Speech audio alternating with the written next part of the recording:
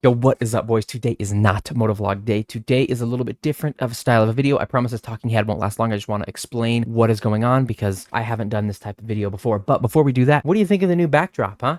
Take a look at this. Huh? I think that's pretty sweet. I think me and my girlfriend did a pretty good job with all these light up and you can turn them off and they look normal. Super cool. But anyway, the reason you're here, the Miata. So both of my neighbors decided it would be a great time to mow their lawn while I was filming this. So I just decided to put on some copyright music in my JBL speaker and just kind of jam away and record me fixing it. So this is going to be more of a voiceover type video. So I hope you're okay with that. Maybe you'll prefer it. Let me know if this is the way that you want that I should do it in the future. So enough yapping. Enjoy this voiceover type video of me fixing the power steering on the Miata. So first things first, we have to get everything out of our way and make room to get to the power steering line. So the first thing and only thing that has to come off up top is the air box, and it is basically second nature to me at this point. I have taken this thing off probably 30 times, so it's not that bad and it's not that hard to get out of our way, luckily. And then that gives us full access to the power steering line from up top.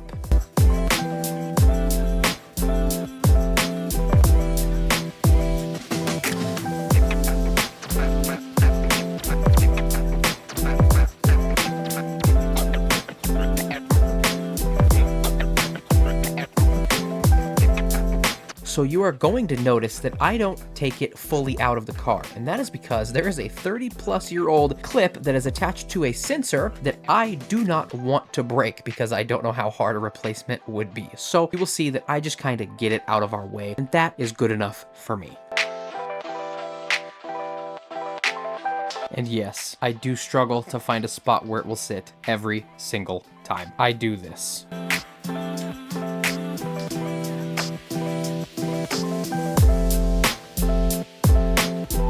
So now we get to the hardest part of this job, underneath the car. And I've seen some mixed results. I've seen some people be able to get right to it and get it off easily. And I've also seen some people take off the entire tie rod and do all that sort of thing. I didn't want to do that. You will notice that the car is not even jacked up. So you kind of get how, lazy I was kind of being this day. Now this was extremely, extremely hard to get to. As you can tell, my wrench can barely fit on there. And this took me an extremely, extremely long time to loosen this guy. And we do run into problems when it comes to tightening this later on, but I will show you that a little bit later. Yes, this sucked. I do recommend probably jacking up the car and taking off the tie rod if you want to get to it easier, but I didn't want to do that, and we ended up making it work.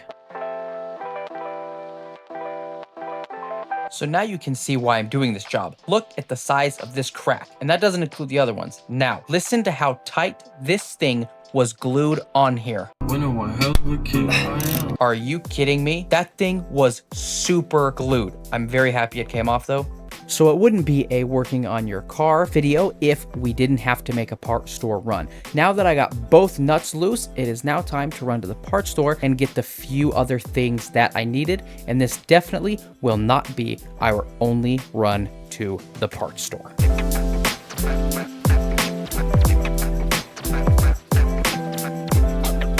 So now that everything's loose and we're back from the part store, it is now time to fully take everything apart. The top part, as you see, didn't take me very long. The bottom did take me a crazy amount of time just because I could only move my wrench less than a centimeter at a time. You can see how little I can barely get this thing to move. I ended up having to do it by hand a lot of the way. But once this thing was fully out, it wasn't too bad to pull out.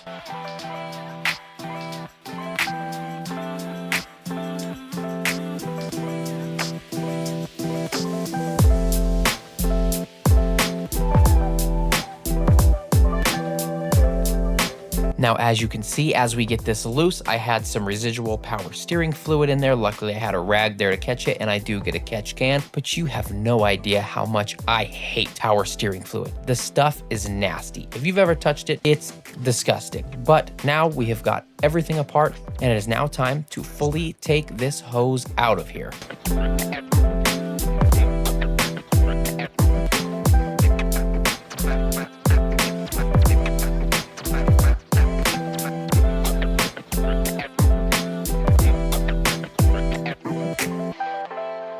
Now, I'm going to be honest, this is always the most nerve-wracking part, unboxing the new part and making sure that it is going to line up perfectly with the old part. When you buy one from China and you buy it from eBay, you never know if it's going to be the same. And as you can see, this one does look a little bit different. The bottoms look good, but if you look at that, yeah, that looks a little bit different to me. But luckily, we did end up making it work, but I was a little bit nervous seeing that those two were just a little bit different. Now, getting it through wasn't that hard at all. It didn't hit anything. We had good clearance, but trying to screw it in on top with that bend not being as sharp as the other one, it did make it a little bit harder, but it did end up screwing in. Luckily, I was a little bit worried there for a while. And then as you see, as we go underneath the car, this one, I'm not even gonna explain how long this one took me. I ended up having to get my girlfriend to help me hold it up top because the angle, obviously being different, wouldn't line up properly. And this took me genuinely 45 minutes to an hour to get this bottom one to even bite. And you will see, I had to jump through quite a few hoops to make this one work.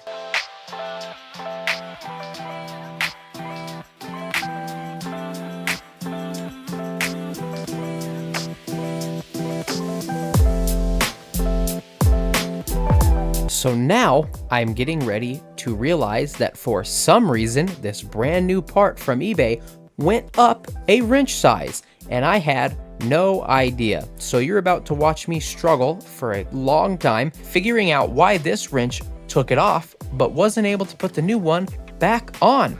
And it sucked because the adjustable wrench, as you can see, would not fit in there and my old wrench wouldn't put it on. So I had to go to the part store once again to buy a brand new wrench that was one size up. And as you will see, I explain it here in a minute, I had to make a custom wrench to even make this work. Why this would go up one singular wrench size, I have no idea, but it caused me quite the headache and it drove me nuts for quite a while.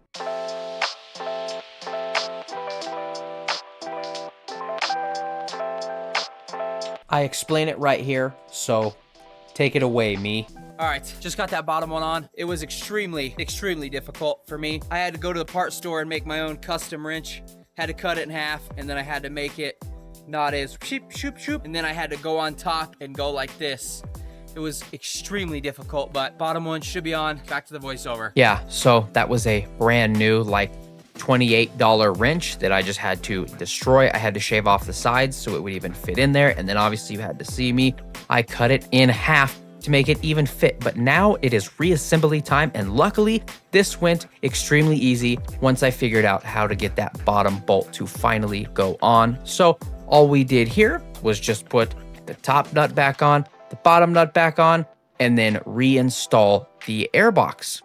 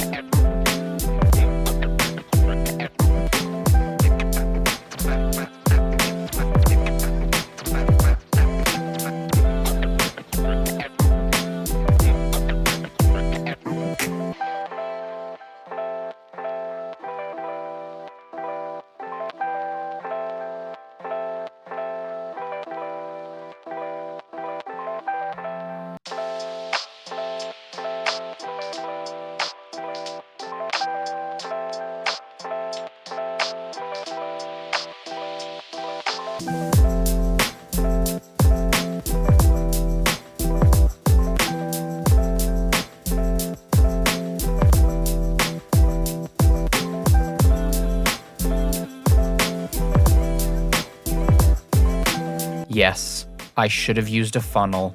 If you do this, use a funnel. I know, I had lazy bonesitis this day. Use a funnel.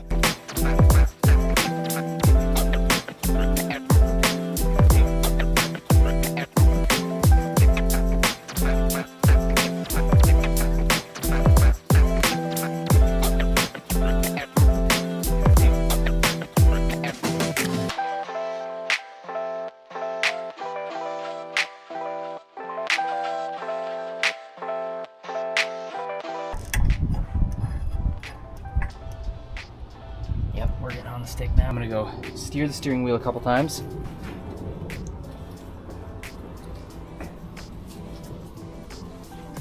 Now let's go see how much power steering fluid she drank. Oh, a dragonfly! Oh. A lot.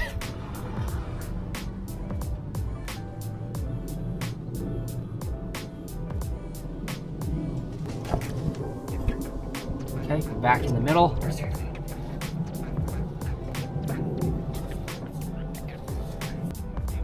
All right, it's still about half. So now I'm just gonna top it off a little bit and we're gonna go start the car.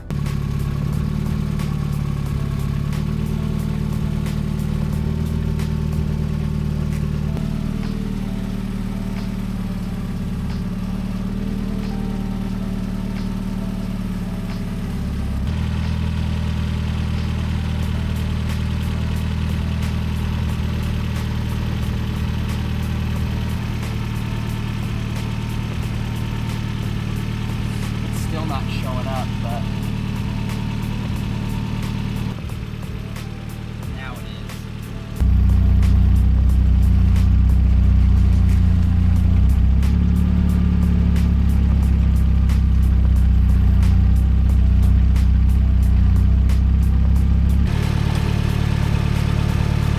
It's showing on the stick. All right, so this is the first drive. Let's see how well we did, boys. No power steering whine. Oh, look at that. Oh, look at that. Oh, yeah. That is amazing. All right, let's see. One of the hardest things is getting out of here.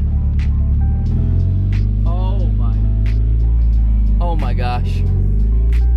Now, yes, this wasn't the hardest car to not have power steering, and I did it for 2 years.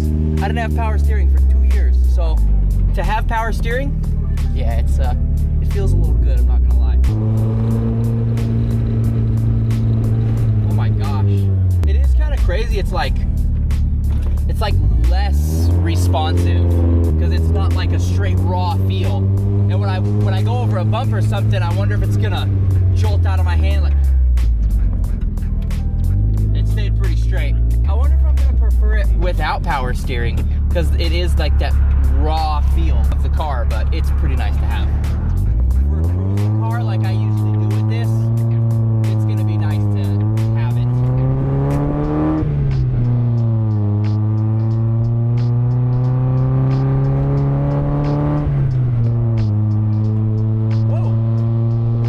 Whoa!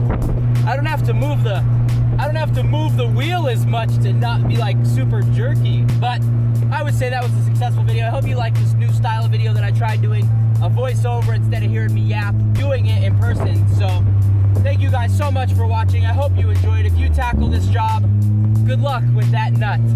Tell me how you did it if you ended up doing this job. So I appreciate all of you. You already know the drill. If you enjoyed, please make sure to like, subscribe, comment, share with a friend, and I will see you